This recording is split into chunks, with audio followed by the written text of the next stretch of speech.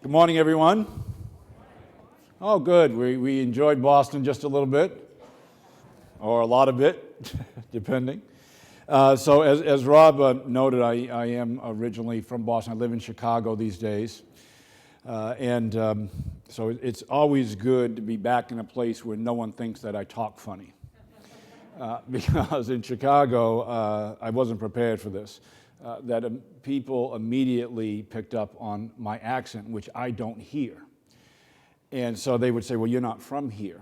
And they would immediately locate where I was from Boston. And it got to the point where I don't even say I'm from Boston anymore because it's apparent the minute I start talking. And then I do a little bit more exaggeration, so I slip in some park de cars in Harvard Yard.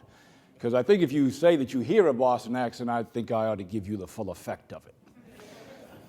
So I did my undergraduate and graduate work here at Boston College and had the opportunity to join a fraternity while I was there. All the members of the fraternity said that whenever you have something important to say in a short period of time to say it, all you really need to remember are the 5 B's, and the 5 B's meant, be brief, brother, be brief. So, in conclusion, I want to thank you again for, Rob, you can appropriate that with attribution now. I think an important time. I'm going to talk a bit about Walgreens, kind of not just what we're doing, but why we're doing what we're doing around matters and issues of sustainability. A bit about my own personal journey accordingly. I sense that there is, and it's long overdue, I'll confess, a need to revisit just how we are looking at neighborhoods, communities, a sense that there is perhaps some disconnects, particularly culturally, in this kind of me first, prosperity gospel driven kind of culture that we need to hold true to our first responsibilities as stewards of a country, of a nation, of a planet. And whether we come into that experience through our own realizations or experiences or through the lens and eyes of our children, what world are we leaving for them? In rooms and conversations like this, it's so critically important. It's also hard. I think historically we're in a different time and place. Truth be told, I look at some of the things that are posted on Facebook. I was giving the commencement address at a university last spring, and I gave the graduates of the IT department their last college assignment. And I said that you've got to go to Facebook and you've got to get them to post or to place a don't care button on their site.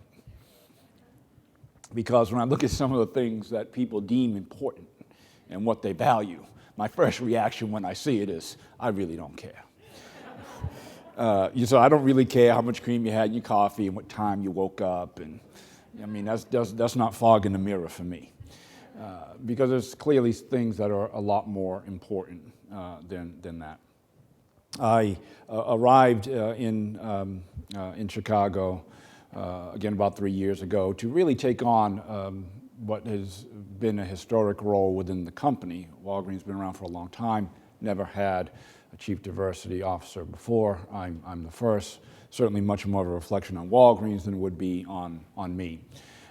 But I was immediately struck by a number of different initiatives that are happening around the company. And what's motivating us accordingly that I think is both directional for industry, directional for the private sector. Because we're a Midwestern company, we suffer from this humble giant, as I've characterized it. So we're very big, but we're stunningly quiet about many of the contributions that we've made both historically and currently around a whole slew of initiatives. And so I'm constantly pushing us internally to simply make sure that we number one, tell our story, because it has the potential to inspire, connect. But it is equally important because it's connected directly to the business that we operate in. And the title that you see in front of you is very deliberate and purposeful. we have a tendency to align a lot of movements and look at them largely driven by righting a social wrong, doing a noble good. The fact of the matter, particularly in the private sector, is that there's usually the end of the runway. That's why we acknowledge that that's important if it's not directly connected to the profitability of that enterprise when you're dealing with quarterly pressures, Wall Street expectations, and the like. That argument needs to be very clearly made. And so a lot of our sustainability efforts have been anchored in those particular realities.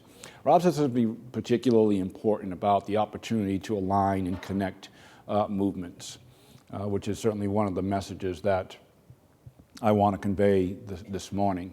And I'm looking at this certainly both personally, but I'm looking at it in my role at Walgreens as well, in that we have a tendency to look at causes and movements in their own silos and focus on our one particular swim lane. But in our world, where we do business and how we do business in those places, we don't have the luxury, unfortunately, of partnering with everyone. And so our partners and our need to have partners are very closely connected to those things that we do around revitalizing neighborhoods and communities. If those communities aren't safe, healthy, and well, the kind of store we have there is all a secondary matter. And most movements, if you think about it, they're borrowed or in some way connected. In August, we, as a nation, took note of the March on Washington. I'm always fascinated by the March on Washington, largely because we don't have the title right. It was the March on Washington for Jobs and Freedom. It clearly occurs to me that if you march, you're usually marching for something.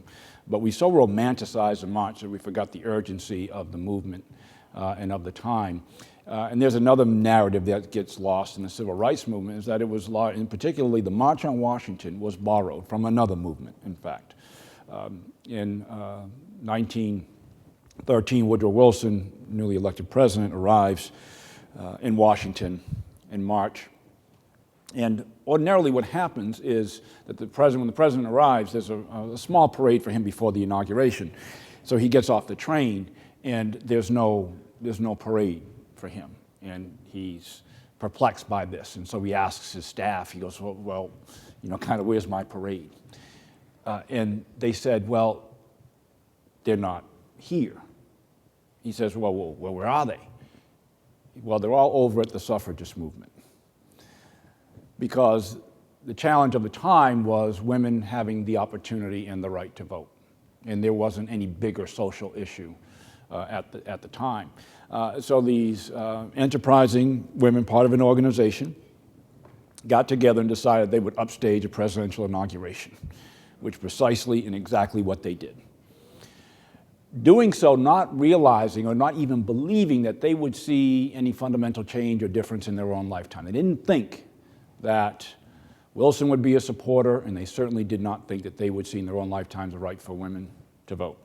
So in essence, they turned out to be wrong about that. They're very, very bravado, in particular, in this understanding that this is a fundamentally critical issue, and we'll upstage whatever we need to in order to get our point across, did result in their opportunity to not only see the right for women to vote in their lifetime, but that Woodrow Wilson himself would be the leader of it, giving a speech before Congress. That historically, to me, is important because it also gives you a sense for where the March on Washington, the idea, came from. So it didn't come, with all due respect to the organizers of the march, it came from a small group of women, many of them who were beaten, arrested, and jailed for their desire to make a stand on something that was so critically and societally important. And there's something in the way of partnership that strikes a chord and should strike a chord with us now. So let me tell you a little bit about Walgreens, kind of where we've been and where we're going, particularly around this initiative. So we've been around a long time. We're in a day of rapidly accelerating brands. It's not hard to become a brand overnight these days, largely because of the web and rapid growth, globalization, a whole series of things.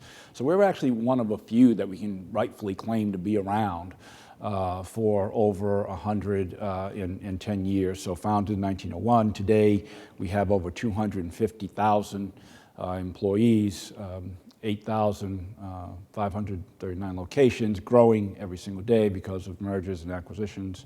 Our drugstores remains our footprint, still viable and visible. See them on most street corners in America. Fill a lot of prescriptions, and we have a lot of customers.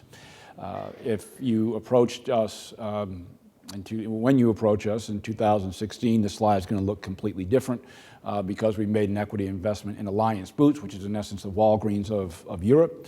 And so we anticipate that those numbers in a couple of years will be 330,000 employees. We will be somewhere around $130 billion in revenue, and our locations will be somewhere around 12,000. And that would make us one of the 10 largest companies in the world.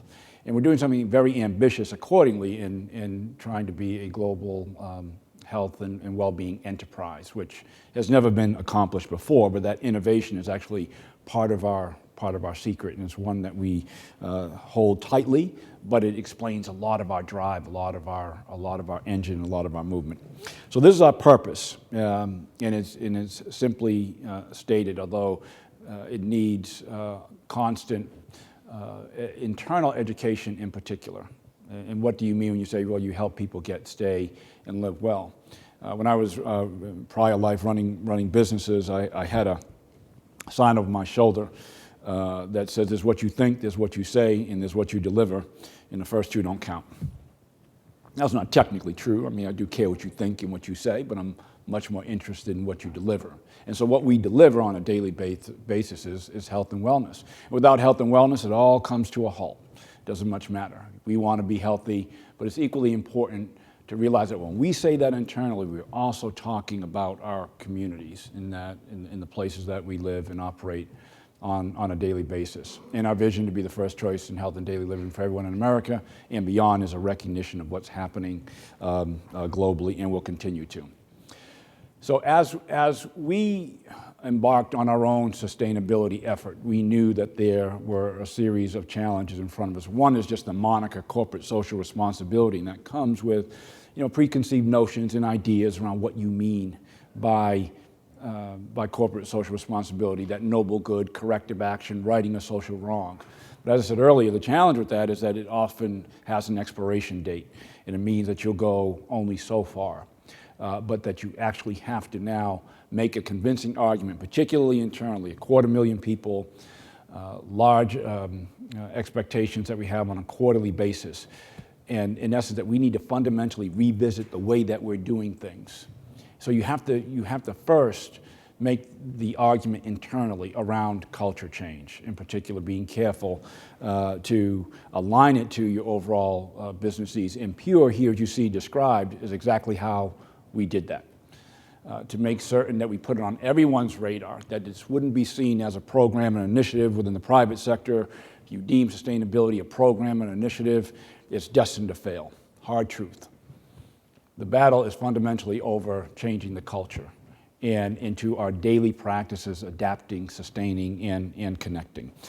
And so we've made enormous progress in a short period of time.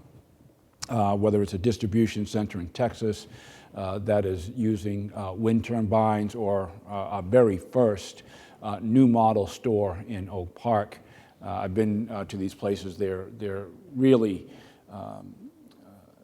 a sense of a different time and connection in our history. There was a time, particularly in the late 80s, early 90s, where our rapid expansion, our corporate footprint was enormous.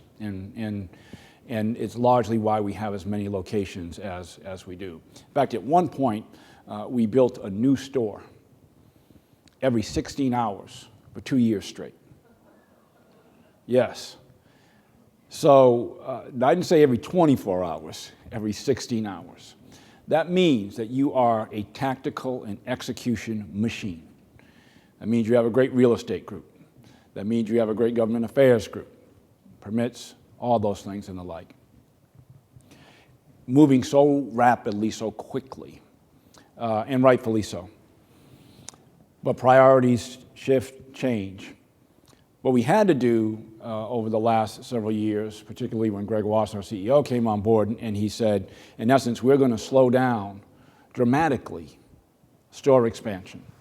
And we're going to reshape the customer experience in our store so that when you walk in, you're going to feel differently about Walgreens. This is not, with all due respect, your mother and father's or your grandmother and grandfather's Walgreens. This is the Walgreens of the future. And the first stake in the ground that we put was around sustainability. So we didn't move the locations of our stores, but we have very slowly begun revitalizing them. And by revitalizing them, we just don't mean getting them up to speed in technical form and fashion. We do that, we have to do that. But it's the entire experience when you walk in. And these are just two really good examples of how we're doing that. But they're not the only ones. So in 2011, we began building electric car charging stations. You see one on the left, that's an actual Walgreens, not necessarily a model. And we have continued on our very aggressive growth rate of having electric car charging stations in 800 locations. As a business, you can understand why that's both good for our business and good for our communities. Because this is a place where we regularly have our customers go to simply charge their vehicles. And on the right, that is Greg Wasson giving a demonstration, Greg Wasson, our CEO, in the middle there giving a demonstration to Governor Pat Quinn of Illinois on exactly how the car charging stations work. And that's wonderfully and wildly innovative for us. And I'm referring less to the actual building out process as much as I am how quickly that we're doing. And that requires significant and considerable investment, which we have done and continue to do. So we've seen a lot of successes from the PURE program as we define it internally. I need not read all the things in front of you, but you can certainly see them. And they've all happened within the last 5 years. So the investment that we're making in communities to sustainability efforts is directly impacting our customer experience. We culturally and internally, and we say this all the time, that around sustainability, and I think it's true for a lot of organizations, it's very important not to declare victory. My role as Chief Diversity Officer, one of the questions I get asked all the time as well, when are we going to be done? And that strikes me as odd and curious because that suggests that it's a point of pain. And yet we never stop trying to build better things in anything that we have or do. So why would we want to declare victory around something like diversity and/or sustainability? You shouldn't. We're constantly trying to perfect, constantly trying to revisit how and in what way we deliver services to our customers. And so a lot of the things you see here are the investments that we're making, and there are clearly technical investments and finding the right partners accordingly. Fortunately, we've been able to do that. But at the same time, it has a direct impact on the customer experience. In some locations, particularly through mergers and acquisitions that we've made, you walk into a pharmacy that we may have bought a few years ago that we have not yet adapted to our new model and our new wellness experience model. And then you look at the one that it is, and as a customer, you walk in and you ought to fundamentally feel differently about the experience, whether it's something like wider aisles, different lighting, accessibility. I mean, all those things say a lot about attracting you, keeping you, because you're clearly very, very important to us. We're particularly excited about being part of the Department of Energy's Better Building Challenge and making that commitment. And that commitment is a light word because really what you're doing is an investment. You're literally repurposing your entire customer experience, which is exactly and precisely what we have to do. I said at the outset, though, that when we align something largely with corporate social responsibility, there is, regrettably so, an expiration date. Truth be told, the right thing to do is usually the first thing to go, at least in my experience anyway. For us, it's had a dramatic impact on the efficacy of our business. We have a responsibility to our shareholders to always be focused laser-like on cost containment. And sustainability has been a way for us to drive greater cost savings throughout our company. And that is where things really accelerated, moving beyond a program, beyond an initiative, whether we're talking about a small example of generating through our distribution centers $4.5 million in revenue through recycling, or across the entire enterprise on an annualized basis, nearly $50 million in savings as a result of all the pure programs, efforts, and initiatives. That's a compelling business case. And when you talk to our board of directors, we certainly are presenting progress against sustainability, but they're also asking as well.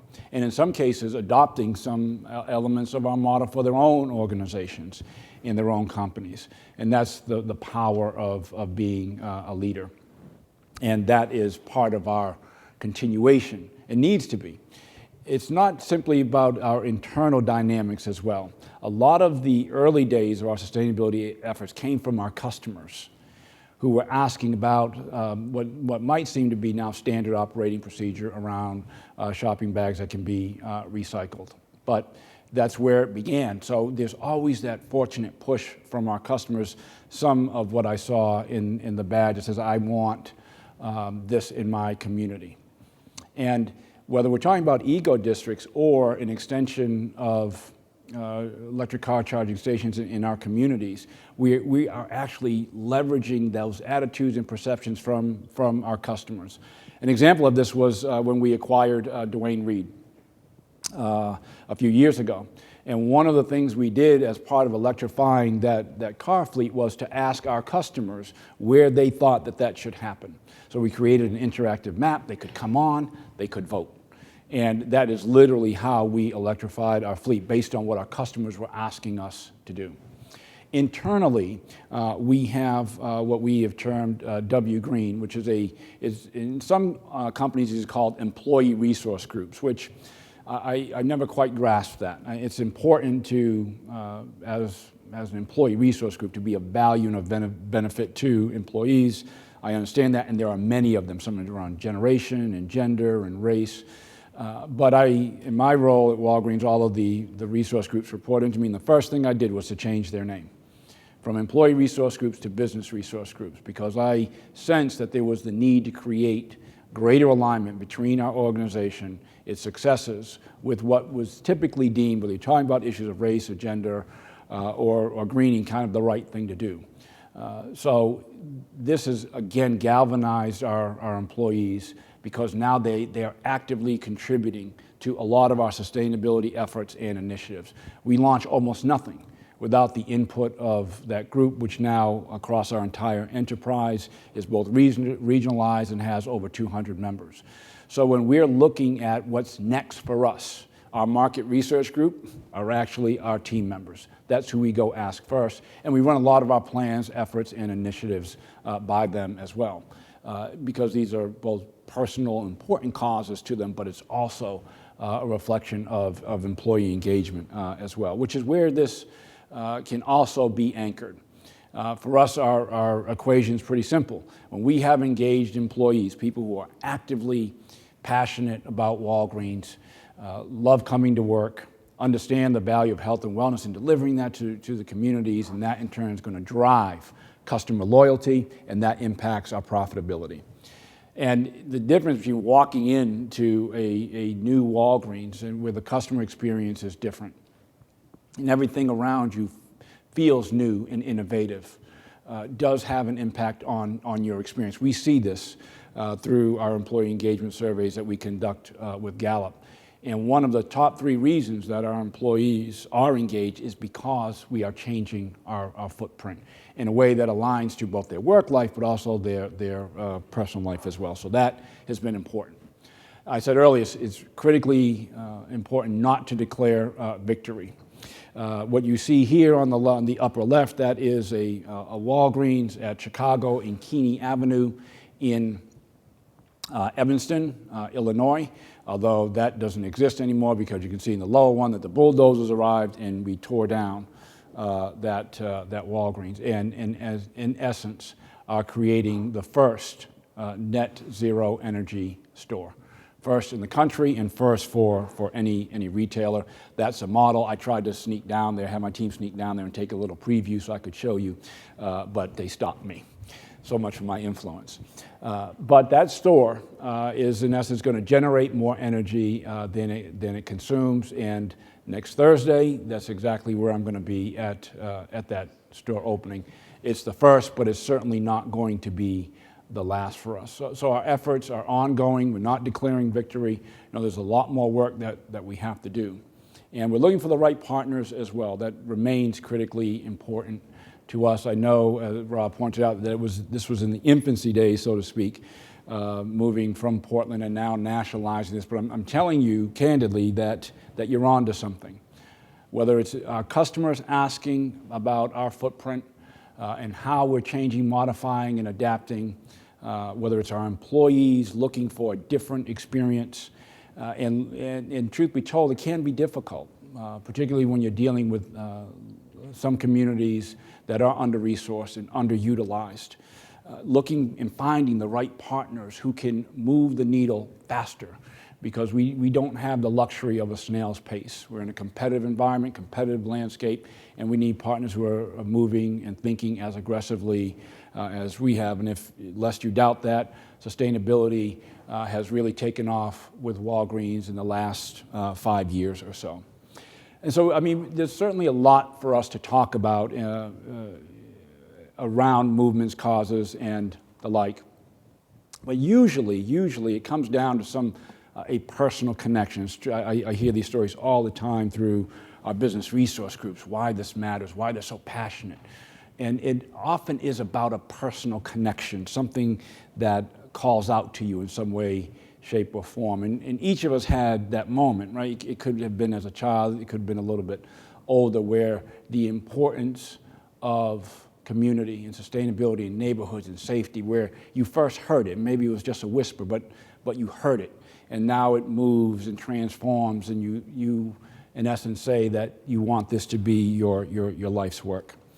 And I have that as well. That picture in front of you is a retaining wall, and it is set in a community where I in essence grew up. You can see it's fairly small. It has not been particularly well maintained. You can't see the full picture of it, but you can clearly see the shadow of a tree in the longer view. Gives you a sense of where it sits in the neighborhood. And in that specific neighborhood, it was the only area of green in the entire place. That was it. And it had really no earthly business being there. And it looks pretty much the same as it did when I was growing up in that community. And technically, this is the definition of a retaining wall. I don't need to read it to you. You can see that. And some phrases certainly jump out at me, used to balance soil between two different elevations. We know the importance of retaining walls in terms of eliminating erosion and connecting, aligning landscape, creating beauty in specific places. But for this little fella, it was a lot more than that. That is me at the age of 8 years old. I'm proud to report, looking at it, I'm proud to report that I have since grown a neck. Although you can see that I clearly was afflicted with the virus that endangered all children in the 1970s, and that was the giant collar virus. So I'm cured of that, apparently. I remember this picture because it was the only one taken of me in my childhood. I remember it was at Buntwood Park, and I'm holding a swing. That's why my arms are outstretched, and I'm smiling because it's the first time anyone's taken a picture of me. And behind that smile is hiding a lot of things. You can't tell that I am no longer with my mother. I don't know who my father is. You can't tell that I'm a collision of labels. I'm African American. I have blue eyes. I had a blonde afro at the time and a Polish last name of Klakowicz. And so every day somebody's asking me, now what are you? And where do you come from? And who do you belong to? And the answer for my entire life was, I don't know, because I didn't know. I remember being in the car with a social worker one time, and I've been looking forward to this day for a long time because this was a day I was going to find a home. And so I'm looking forward to it with great anticipation. I'm not more than 4 or 5 years old.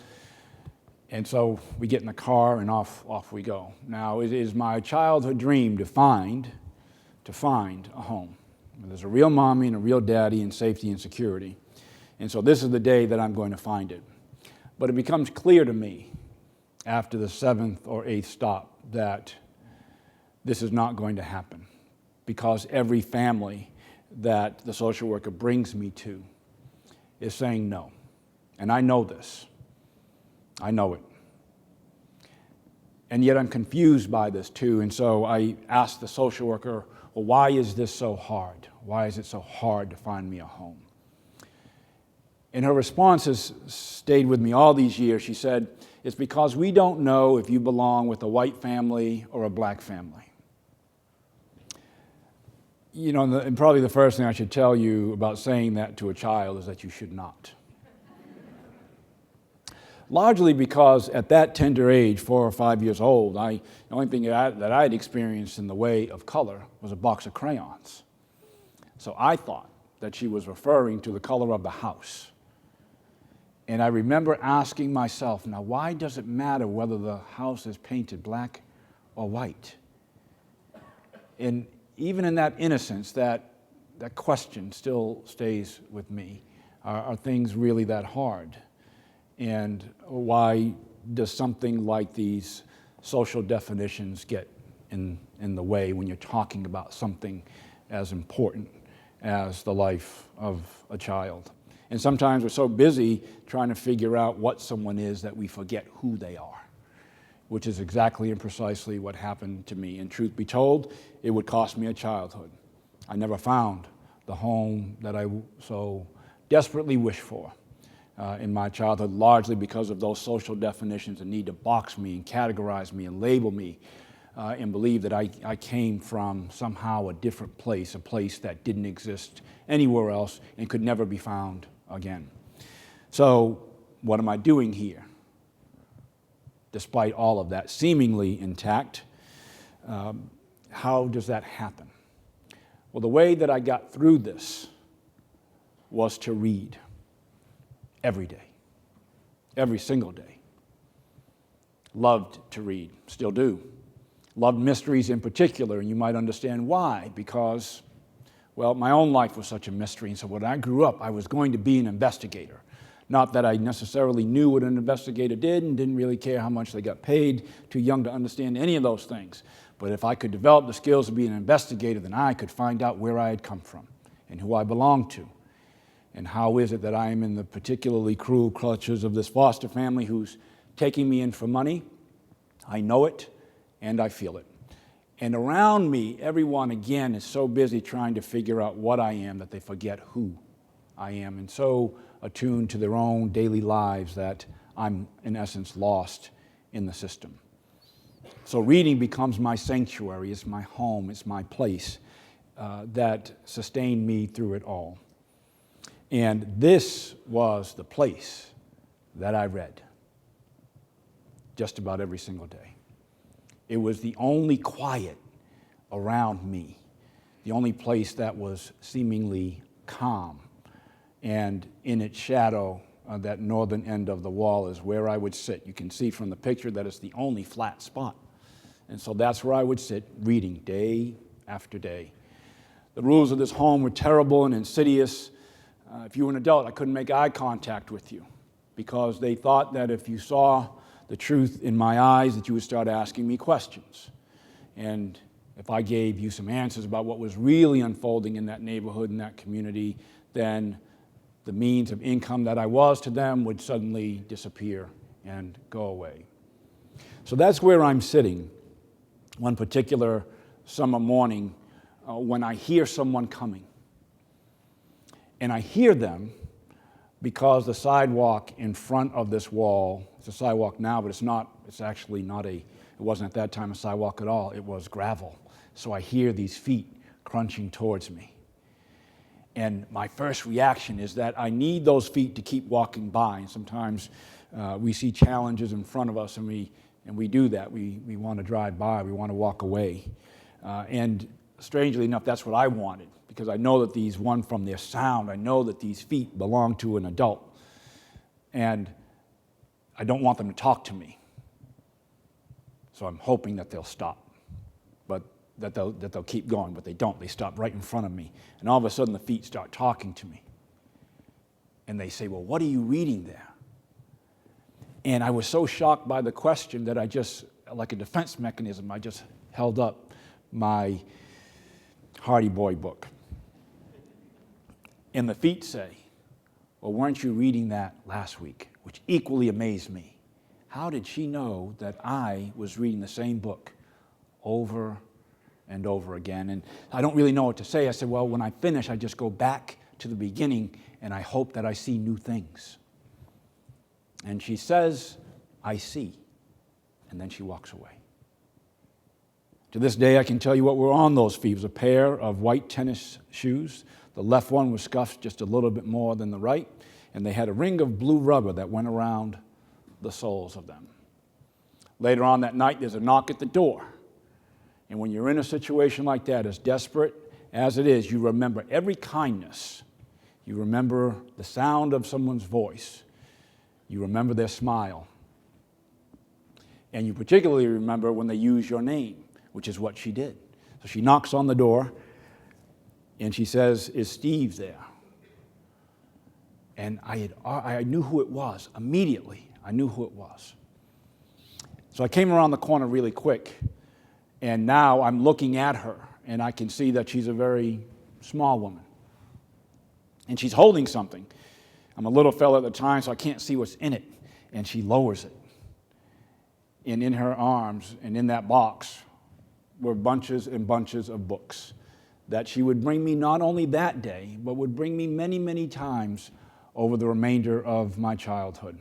Most times, I didn't even see her, but I knew she had been there because I could see the box of books. There were other times she would walk through the neighborhood, and she would see me reading on the wall, and whether she was driving by or walking on the other side of the block, she would just nod at me. But I can still remember that smile. I lost contact with her over the years, but I've never forgotten her. And how important she was, and how a box of books changed the arc of my life. I began having conversations with my children, and again, in my naivete as a new parent, they started asking me questions about my family and background, and I thought, well, if I just answered one question, that would be the end of it. Well, I learned pretty quickly it's not the case with children. And the more and more that I answered their questions, I realized, boy, I need to write this down. I need to, for their sake largely, to answer their questions, which I know now are only going to grow in complexity. And so that's how I wound up writing A Chance in the World. And I didn't come up with that title, A Chance in the World. It came from the diary entry of a babysitter who met me at 1.5 years old, was so perplexed by the situation that I was in. He went home and wrote in his diary, this little boy doesn't have a chance in the world. So I wound up with a chance in the world after all. The book's published. It was then and continues now to do extraordinarily well. I am continually humbled and amazed, and at times candidly confounded by how many other people's stories I have written from all parts of the world. It's quite a humbling experience to have that honor and that privilege, and I consider it as such. But something happens in the course of writing the book, and after it's published, it's the first month, and I'm learning that when you do something that goes viral, you cannot respond to everything, try as you might. And so I'm getting a blur of messages coming from New Bedford, and I'm trying to respond to them, but one of them keeps calling over and over again on a single day, and finally decides that the best way to get my attention is to say, I need to talk to you about page 33 of the book. Now, truth be told, I didn't know what was on page 33, so I had to go back and look at it. And on page 33, where I had written about the woman who had brought me books. Her name, as best I knew it, was Mrs. Levin, because that was the name on the inside of the book. So whether that was her real name or not, I never knew. I just called her that. The person who was calling me grew up in that neighborhood and knew who I was talking about. And so he and another friend who grew up in that neighborhood begin a very active search for Mrs. Levin. And amazingly, he calls around to local synagogues, describes who she is, and bumps into a rabbi who says, I know exactly who you're talking about. That is Claire Levin, and her husband's name is Fred. So some 35 years after she dropped off that first box of books, this woman I had completely lost contact with, I now know, and I have been able, as a result, to thank her. So that is her today. Yes.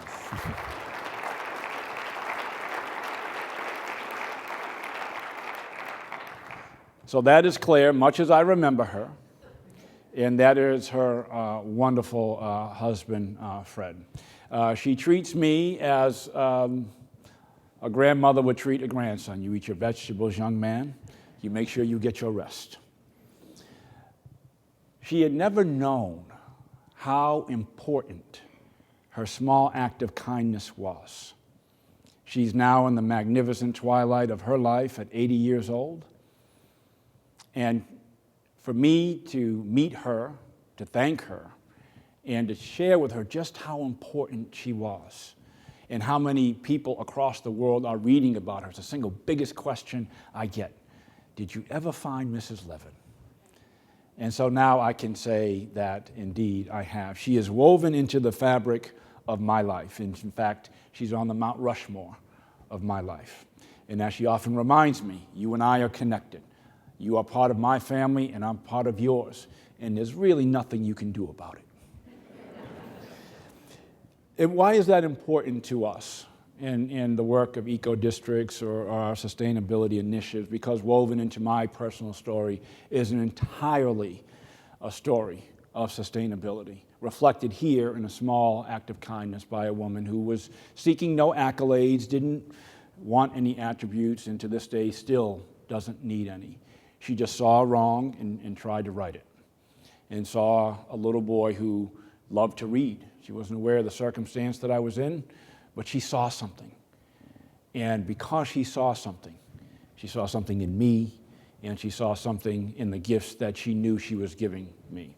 It's been an extraordinary privilege and an honor to thank her. And sometimes it takes until you're 80 years old to see the good that you do. But the privilege we have of breathing this air is knowing that in some way, shape, or form, that you do. The work of EcoDistricts, much like the women's suffrage movement, we hope that we will see it in our lifetime, although it's possible that we may not. But we have to have some faith in the work that we do. We have to find the right partners. We have to have believers as well, and know that we're doing our ultimate job, our ultimate responsibility, which is to be good stewards. Today, I live in the northern suburbs of Chicago. I was an inheritor of a circumstance I did not ask for, and I did not create, and that I know none of us would want for ourselves or for our children. But I was determined by God, I was determined to build something from what I had inherited, and that is exactly what I'll do. I'll go home tonight. I have 3 wonderful children, Quinn, Vaughn, and Daddy's girl, Kennedy, 2 kings and a queen. They are 13, 11, and 8, who think that their dad is the coolest guy on the street. And they're right. But it began with her. It began with her seeing that there was a little bit more in this boy. And she allowed me to do something that was the ultimate measure of any of us, and that is simply to build. So I want to encourage you to keep building, keep dreaming, keep believing, and keep being the Claire Levins of the world. Thank you. Thank you.